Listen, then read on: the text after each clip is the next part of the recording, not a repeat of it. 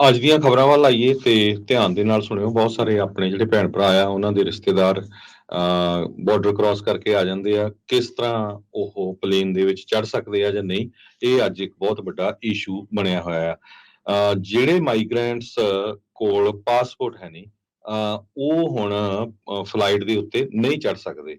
ਇੱਕ ਕੰਡੀਸ਼ਨ ਤੇ ਚੜ ਸਕਦੇ ਆ, ਉਹਨਾਂ ਨੂੰ ਫੇਸ਼ੀਅਲ ਰਿਕੋਗਨੀਸ਼ਨ ਟੈਕਨੋਲੋਜੀ ਦੇ ਥਰੂ ਆਪਣੀ ਜਿਹੜੀ ਫੋਟੋ ਆ ਉਹ ਸਬਮਿਟ ਕਰਨੀ ਪੈਣੀ ਆ। ਜੋ ਉਹਨਾਂ ਦੀ ਪਿਕਚਰ ਸੀਵੀਪੀ ਕੋਲ, ਜੋ ਕਸਟਮ ਬਾਰਡਰ ਪੈਟਰੋਲ ਏਜੰਟਸ ਕੋ ਹੋਊਗੀ, ਉਹ ਉਹਦੇ ਨਾਲ ਮੈਚ ਹੋਊਗੀ।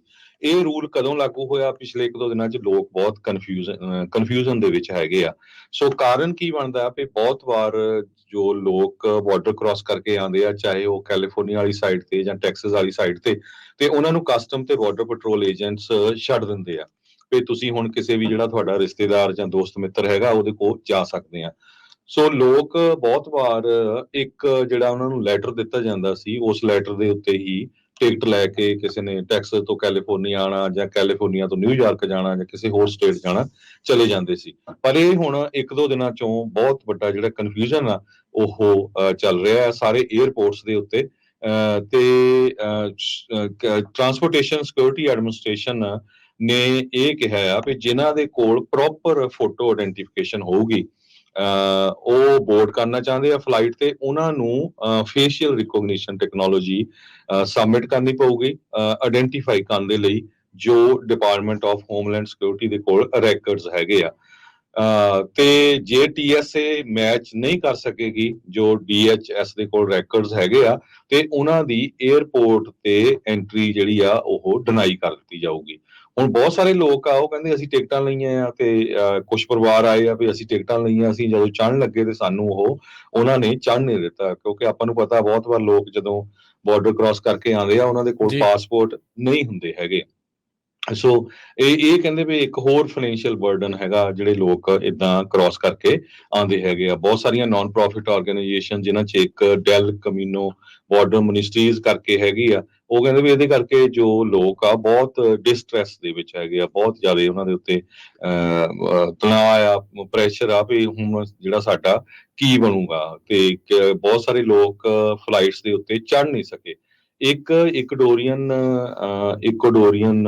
ਵੂਮਨ ਆ, ਉਸਨੇ ਕਿਹਾ ਵੀ ਮੈਂ ਆਪਣੇ ਬੱਚੇ ਦੇ ਨਾਲ ਟਰੈਵਲ ਕਰ ਰਹੀ ਸੀ। ਜੀ ਐਸੋਸੀਏਟਡ ਪ੍ਰੈਸ ਨੂੰ ਉਸਨੇ ਦੱਸਿਆ ਵੀ ਮੈਂ ਈਜ਼ਲੀ ਜਿਹੜੀ ਆ ਫਲਾਈਟ ਦੇ ਉੱਤੇ ਚਲੀ ਗਈ, ਤੇ ਮੇਰੀ ਜਿਹੜੀ ਆ TSA ਦਾ ਜਿਹੜਾ ਚੈੱਕ ਪੁਆਇੰਟ ਆ, ਉਹਦੇ ਉੱਤੇ ਉਹਨਾਂ ਨੇ ਫੋਟੋ ਲਈ। ਬਿਲਕੁਲ ਇਹ ਹਰਜੋਤ ਜੀ, ਬੀਤੇ ਕੁਝ ਮਹੀਨਿਆਂ ਦੇ ਵਿੱਚ ਇਹ ਬਹੁਤ ਸਾਰੀਆਂ ਜਿਹੜੀਆਂ ਵੀਡੀਓਜ਼ ਜਾਂ ਪੋਸਟ ਵਾਇਰਲ ਹੋ ਰਹੀਆਂ ਸੀ। ਚਰਚਾ ਜਿਹੜੀ ਇਹਨਾਂ ਦੀ ਕਾਫੀ ਜ਼ਿਆਦਾ ਚੱਲੀ ਸੀਗੀ ਵੀ ਜਹਾਜ਼ਾਂ ਦੇ ਵਿੱਚ ਜਿਹੜੇ ਮਾਈਗਰੈਂਟਸ ਆ ਉਹ ਜਾ ਰਹੇ ਆ, ਜਿਹੜੇ ਛੱਡੇ ਜਾ ਰਹੇ ਆ ਉਹਨਾਂ ਨੂੰ ਇੱਕ ਪਰਚੀ ਦੇ ਕੇ ਜਿਹੜਾ ਉੱਥੋਂ ਤੋਰ ਦਿੱਤਾ ਜਾਂਦਾ ਆ। ਸੋ ਹੁਣ ਇਸ ਦੇ ਨਾਲ ਕਾਫੀ ਇੱਕ ਵੱਡਾ ਚੇਂਜ ਆ ਰਿਹਾ ਆ। ਜਿਨ੍ਹਾਂ ਦੇ ਕੋਲ ਪਾਸਪੋਰਟ ਨਹੀਂ ਆ, ਉਹ ਫੇਸ਼ੀਅਲ ਰੈਕੋਗਨੀਸ਼ਨ ਦੇ ਨਾਲ ਕਰਕੇ ਹੀ ਅੱਗੇ ਜਿਹੜਾ ਉਹ ਵੱਧ ਸਕਦੇ ਆ। ਡਿਜੀਟਲ ਆਈਡੈਂਟੀਟੀ ਵੈਰੀਫਿਕੇਸ਼ਨ ਟੈਕਨੋਲੋਜੀ ਜਿਹੜੀ TSA ਵਾਲੇ ਆ ਉਹ ਵਰਤ ਰਹੇ ਆ, ਉਸ ਦੇ ਤਹਿਤ ਇਹ ਸਾਰਾ ਕੁਝ ਹੋ ਰਿਹਾ ਆ। ਇਮੀਗ੍ਰੇਸ਼ਨ ਦੀਆਂ ਹੋਰ ਖਬਰਾਂ 'ਚ ਜੇ ਹਰਜੋਤ ਸਿੰਘ ਜੀ ਨਜ਼ਰ ਮਾਰੀ, ਆਪਾਂ ਨੂੰ ਪਤਾ ਵੀ ਹੇਤੀ ਦੇ ਵਿੱਚ ਹਾਲਾਤ ਬਹੁਤ ਮਾੜੇ ਆ।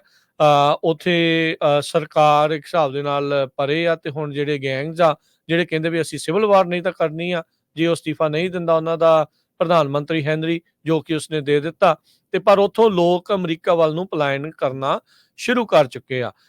ਉਧਰ ਫਲੋਰੀਡਾ ਦੇ ਜਿਹੜੇ ਗਵਰਨਰ ਡਿਸੈਂਟਸ ਆ, ਉਹਨਾਂ ਨੇ ਜਿਹੜੇ ਫੌਜੀ ਤੇ 에ਅਰਕ੍ਰਾਫਟ ਆ ਉਹ ਬਾਰਡਰ ਦੇ ਉੱਤੇ ਘੱਲਣੇ ਸ਼ੁਰੂ ਕਰ ਦਿੱਤੇ ਆ, ਪਾਣੀ ਦੇ ਉੱਤੇ, ਤੱਟਾਂ ਦੇ ਉੱਤੇ, ਤਾਂ ਜੋ ਕਹਿੰਦੇ ਵੀ ਜਿਹੜੀ ਇਲੀਗਲ ਇਮੀਗ੍ਰੈਂਟਸ ਬੋਟਸ ਉਧਰ ਨੂੰ ਆ ਰਹੀਆਂ ਆ ਉਹਨਾਂ ਨੂੰ ਰੋਕਿਆ ਜਿਹੜਾ ਹੋ ਜਾ ਸਕੇ। ਕੱਲ ਪਰਸੋਂ ਉਹਨਾਂ ਨੇ ਅਨਾਉਂਸ ਕੀਤਾ, ਕਹਿੰਦੇ 250 ਵਾਧੂ ਹੋਰ ਫੌਜੀ ਤੇ ਅਫਸਰ ਇਸ ਦੇ ਨਾਲ 에ਅਰਕ੍ਰਾਫਟ ਤੇ ਬੋਟਸ ਆਪਣੇ ਸਟੇਟ ਦੀਆਂ ਜਿਹੜੇ ਵੈਸਲਸ ਆ ਉਹ ਉੱਥੇ ਘੱਲੇ ਜਾਣਗੇ।